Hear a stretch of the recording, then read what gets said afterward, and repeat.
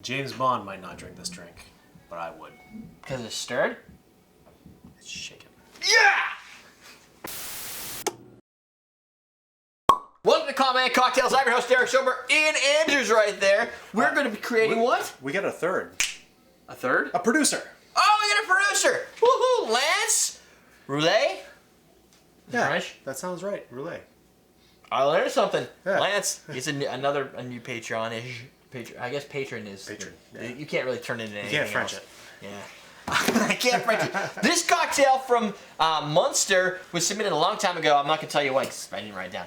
It's got a 1/4 ounce of creme de cacao, clear. It's got a 1/2 ounce of coconut rum. It's got a 1/2 ounce of pineapple vodka. It's got a 1/2 ounce of cream, heavy cream. 35%. I don't think they actually tell you the percentages of whatever on these things. But Well, I think by definition, labeling laws say heavy cream has to be something, whipping cream has to Oh, be something. 36% milk fat. 35%. That's freaking dead on. By about off 1%. Statistically irrelevant.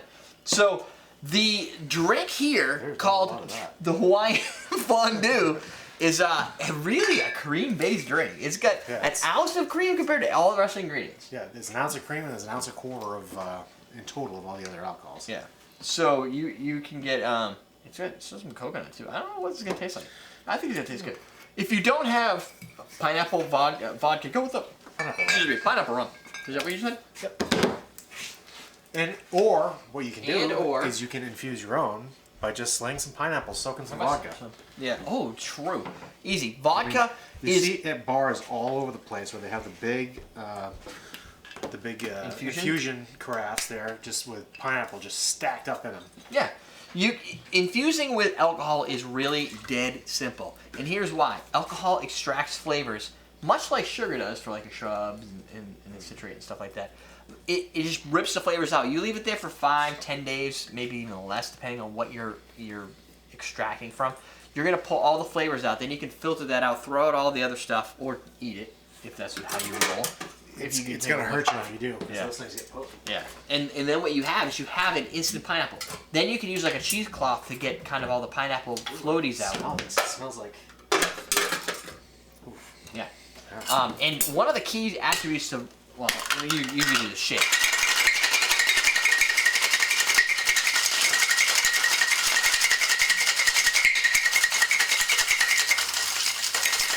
You bust out that ice. It smells like that Fantasia salad. What's that fruit salad with marshmallows? Fantasia salad?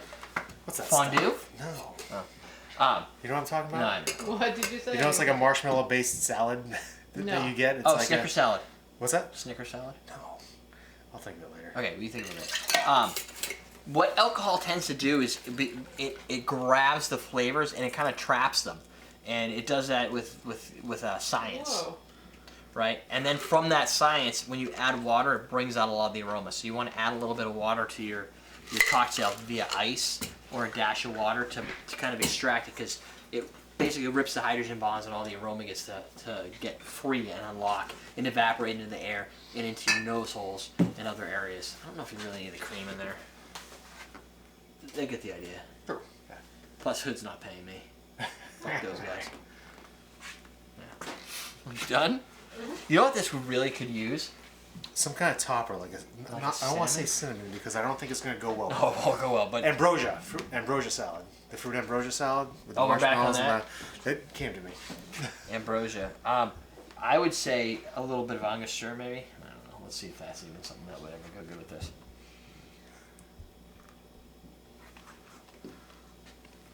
You got double some strain chunks. it. Yeah. If you don't like icicles in your drink. It's almost like a non-frozen Piña Colada. It is. It's like a chocolate Piña pineapple Colada. coconut. Yeah. It's a chocolate Piña Colada. You could use these to get the ice chips out. If The you find chocolate's people not that too get prevalent. annoyed at your ice chips. I don't mind ice chips myself. Some people can't stand them. Right, Doug. Icebergs. That's good. It's kind of light considering it's mostly cream. Yeah, Right. Probably from the shaking, the aeration of that. Yeah, it's gonna aerate the cream a ice. little bit. It's almost gonna whip it a little bit while it's diluting it. Right. And it leaves a little bit of like a fat on your tongue, too, on your lips. It is a subdued. Well, even cream of coconut is going to have a lot of that cream in it. So it's like a very light and airy Piña Colada. And it's not a Which is heavily weird. alcohol drink because the coconut rum is 21%. It's 35, right? That's 35. Yeah, good job. This one's probably like 18 or something. I'm gonna go with wait. Fuck, that's what I was gonna say. So. Damn it! I lost credibility. So we're probably averaging around 19% because we didn't use that much. It's a small drink. And then you divide it by 2 because then there's cream, so it's like a 10. It's not as potent as wine. Let's say that. But because it has such an crazy heavy cream, if you're conscious of what you're going to be consuming, Caloric intake. yeah, there's 50 calories in a single tablespoon. So there's 3 tablespoons in an ounce, so that's 150 calories worth of cream right there. And it's a very small drink. So I would say this is a drink after dinner, maybe before dinner if you need to kind of get your palate roaring. But I wouldn't go pounding down 10 of these, especially because it's probably gonna make you feel weird after a while. If you're on a diet, it's not gonna work. But it's really tasty. No. It's gonna be easy to pound down 10 of them. Yeah. I would set these up and send 5 of them to your friends, and everybody has a drink and enjoys it, and then move on to something a little bit more spirit forward with less cream. Because too much cream it makes for a bad night, I think. Especially if you're lactose intolerant. If you're lactose intolerant, this is gonna kill you anyway. If you can't eat ice cream, then don't drink this drink. Right. Or take your pills first. Yeah, or take your pills first. Yeah, that's pretty good. We like that. So, question of the day. What is the primary ingredient of a cocktail that you go with? Is it color? Is it texture? Is it taste? Is it alcohol strength? Is it a fruit flavor?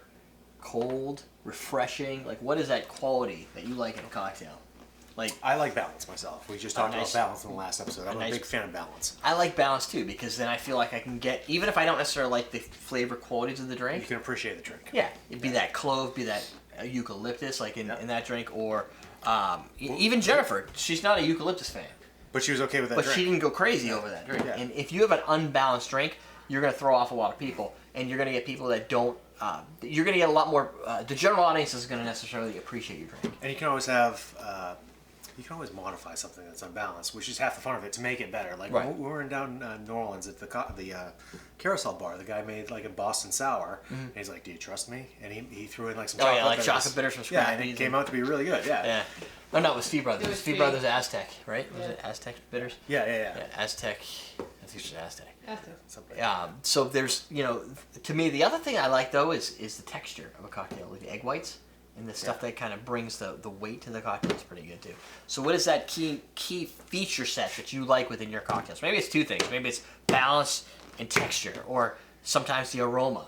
You're actually smelling more than you're tasting to begin with. A lot of the sensations you're getting from a cocktail are from the aroma to begin with. So does that play a bigger part to you? I like a good floral appearance. Maybe like a nice garnish. Red.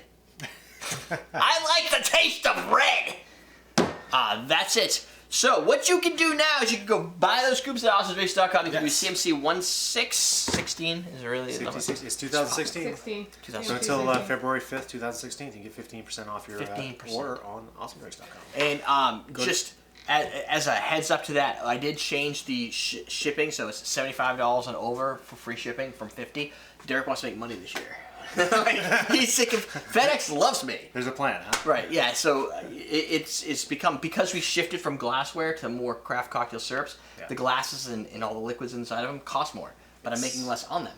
So I'm doing some math and I'm like, oh look, if you, for instance, somebody bought a case of Q Cola, it cost me $13 to get it to them. Right. Because they bought a case of it, the margins aren't that high, and they get free shipping, and they used the coupon code for 10% off, and they did it. So by the end of the day, you're not making any money. Right. So you have to make adjustments. Derrick wants to make some. So that's where that stands. That's where that stands. If you want to help Derrick with his adjustments, go to patreon.com/CMC to help donate and get sneak previews into what we're doing in the future. And if you donate enough, we'll get a cocktail made for you. What's the threshold there? $50? $50. Ready?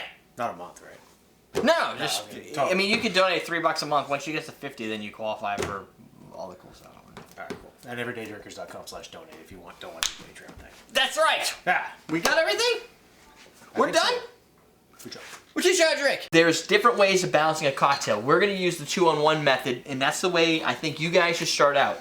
The 2-on-1 method is 2 parts alcohol, 1 part sweet, 1 part sour. Yeah. Pretty easy. So what we're doing is we're doing 2 parts of the Hamilton 86, which is a Demerara rum.